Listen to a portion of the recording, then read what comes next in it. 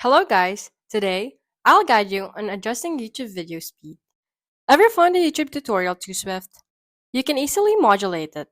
Head to your YouTube video, click the gear icon for settings, and choose playback speed. You can adjust the speed on a slower pace, normal pace, and also faster pace. You can click custom to customize the speed you want. Want the video faster? Just increase the speed.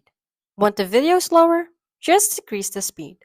To use keyboard shortcuts, on Windows, using Shift with the comma and period keys adjusts the speed. The comma slows it down while the period speeds it up. Press K to pause and resume. J takes you back 10 seconds, while L pass forwards by the same amount. Adjusting speed on iPhone. On the YouTube iPhone app, you lock keyboard shortcuts, but you can manually adjust the speed under settings. Double tapping on the left of the video rewinds 10 seconds, and the right side fast forwards it. Remember, YouTube settings may differ based on being logged in. Settings may appear as three dots as a gear icon. In conclusion, adjusting the speed, jumping through, pausing or resuming videos on YouTube is straightforward. Use these tips for a more tailored viewing experience.